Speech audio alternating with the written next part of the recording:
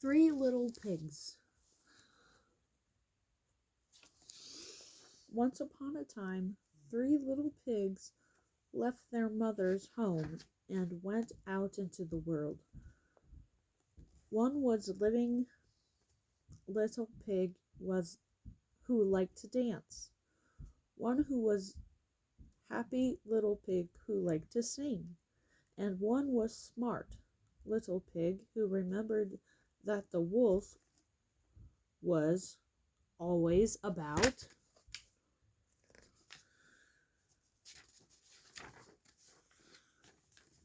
Soon the little pigs met a peddler hauling straw. The first little pig said, "Please, sir, give me some straw so I can build a house." The peddler gave him some straw, and the little pig built his house. But straw is flimsy, so the little house was not sturdy. The second little piggy waited until a peddler hauling sticks came along. "Please, sir," he said, "give me some sticks so I can build a wooden house." The peddler gave him some sticks, and the second little pig built a house, but the sticks came loose. The new little house tumbled down.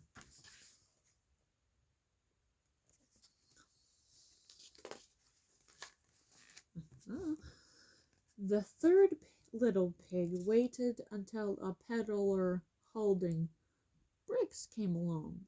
Then he said, "Please, sir, give me some bricks so I can build a house." The peddler gave him some bricks. The third little piggy built a strong brick house. It had a thick door and a big chimney. The three little pigs had just finished their houses and moved in when along came a hungry wolf. He stopped at the door of the straw house and called, "Little piggy, let me come in."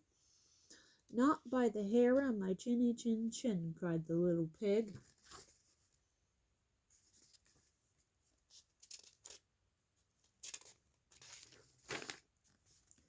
"Then I'll huff," and roared the wolf, "and I'll puff, I'll blow your house in." And he huffed and he puffed, and he did blow the straw house in, but he puffed so hard that he blew the little piggy right to the door of the wooden house. The second little piggy opened the door and let his brother in. The wolf hurried to the wooden house and called, little piggy, let me in." "Not by the hair of my chinny chin chin," cried the little pig. "Then I'll huff and I'll puff and I'll blow your house in," roared the wolf. He huffed and he puffed, and he did blow the stick house in. Oh, poor piggies. But he puffed so hard that he blew the two little piggies right to the door of the brick house. The third little pig opened the door and let his brothers in. The wolf scurried to the brick house and called, little piggy, let me in." "Not by the hair of my chinny chin chin," cried the little pigs.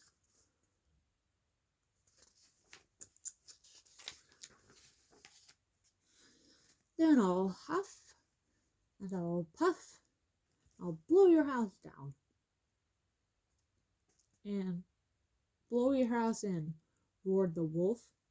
He puffed and puffed and huffed, but he could not blow in that sturdy little brick house. At last he gave up. "Come with me tomorrow morning at 8 o'clock," he called. I'll show you Mr. Smith's fine turnip field." The next morning the smart little pig got up at 7 o'clock. He hurried to the field and pulled some turnips. Then he skipped back home again. Da.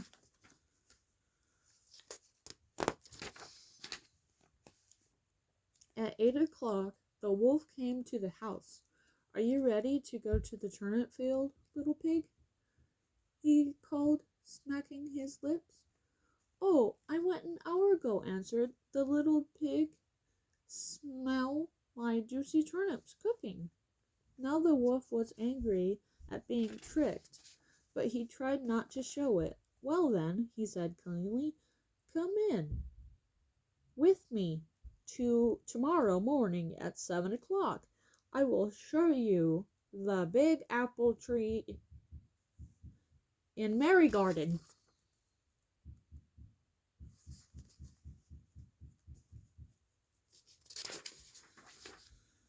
The next morning, the little pig got up at 6 o'clock and hurried to the tree. He climbed it and was picking a basket of apples. When the wolf came to the tree, "Are the apples ripe?" called the wolf. "Yes," said the smart little pig. "I will throw one down at you." Oh, the little pig threw the apple far, far from the tree. It rolled across the grass to a distant corner of Mary Garden and nestled there in a hard-to-find spot. While the wolf was chasing it, the smart little piggy jumped out of the tree and scurried to his brick house.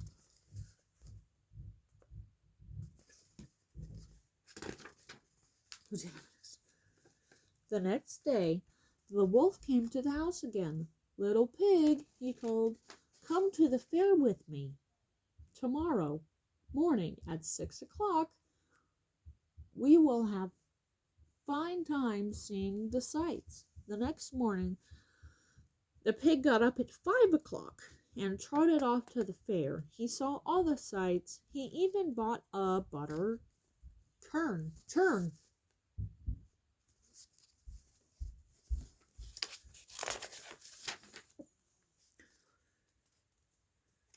He was on his way home when he saw the wolf coming toward him. The little pig hopped into the churn and began rolling over and over.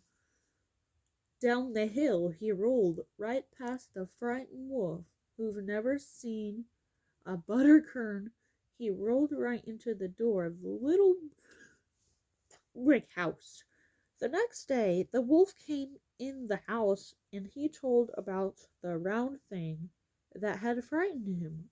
"Oh," laughed the smart little pig, "that was my butter churn. When I saw that you were coming, I jumped into it and rolled safely home." This is a great excuse.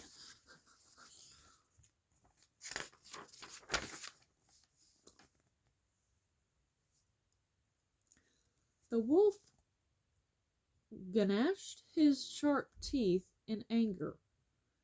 "You have tricked me many times, but you will never trick me again, little pig," he roared. "I'm coming down the chimney to eat you."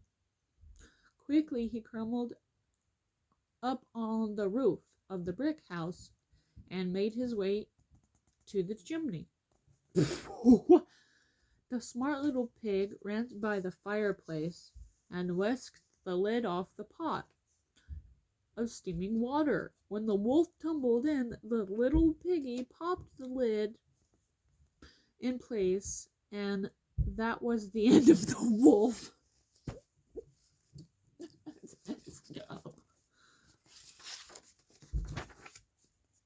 The three little pigs danced all around the room. Then they settled down and lived happily ever after in the strong brick house with the thick door and big chimney. The end.